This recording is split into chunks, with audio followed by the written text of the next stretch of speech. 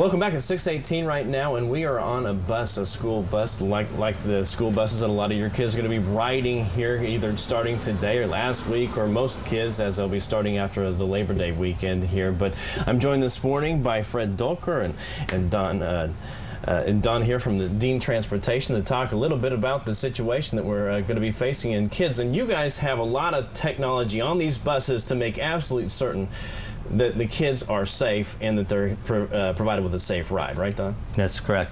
We have cameras on the bus, some of the buses. We have GPS on the bus, and we also have child reminders system on the bus. Yeah, and we also have a number of GPS systems, too. How does that work? GPS, we can track idle time on all the buses. We can see the speed, what the drivers are doing for speed. I can tell if a driver is running late or too early. If a parent would call in and say the bus never showed up, we can get on our GPS system and actually find that bus and tell them the time that the bus was at that stop. Yeah, and what about some of these cameras that we have on board? Those keeping an eye on the whole thing? The cameras keep the eye on the students. We can also view part of the driver while they're driving also. No.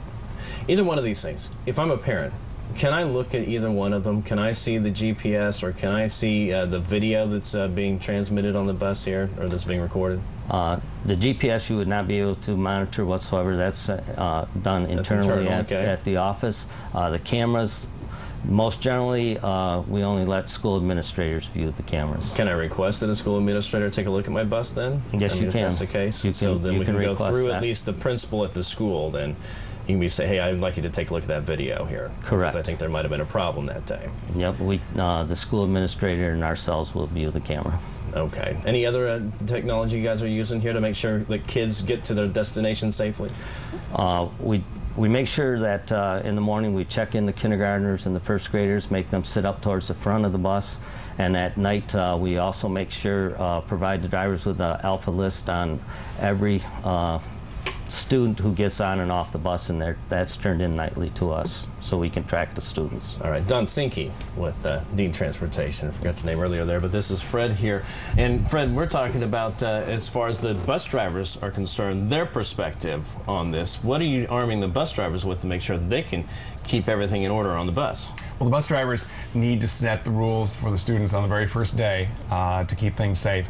So we'll be going through with all the in-services with the drivers, asking them on the first day to ask students, make sure that students sit in their seat, keep their hands to themselves, limit loud voices, and always obey the bus driver. So they can start the year out knowing what the expectations are, and then there are no surprises from that point on.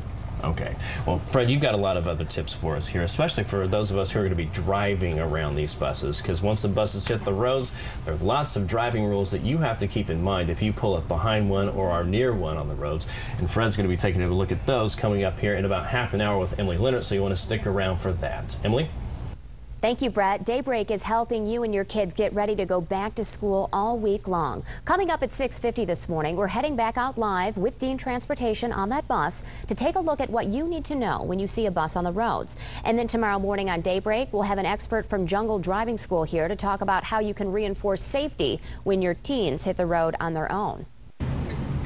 Welcome back at 6:48 right now. Now I'm on a bus, Brett. I'm inside the bus, and we want to talk about safety when these guys hit the road starting today and even more next week when the public schools go back to school.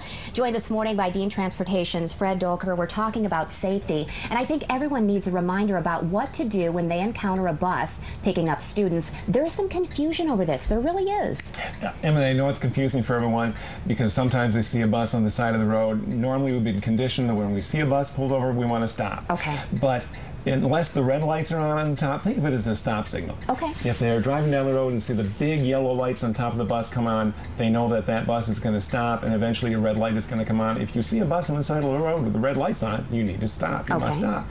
We have many places where the bus is doing what's called a hazard light stop. The hazard lights are going right now on this bus. When the hazard lights are on, just like on your car, it's very similar. You can keep moving. It's meant to keep traffic moving. With caution. Correct. Okay. Yes. Okay. We use in many places where it would be safer to not stop traffic, where we're going to pick up special needs kids perhaps, where we may be stopped for minutes. If you do that, you're going to you end up being a traffic hazard. I see. Okay. Good to remember. So what should I as a parent tell my kid in preparation for the school year about good behavior and safe behavior on the bus? Oh, very good question. Thank you. Well, two things. One, when parents are having their kids ready to wait for the bus, please have the kids standing back from the bus. Okay. They're very safe when they're on the bus, but around the bus can be dangerous. So please keep the kids back from the bus. Today we'll be doing in-service for all of our drivers here in Grand Rapids. We'll be asking them to go through bus rules with the kids on the very first day.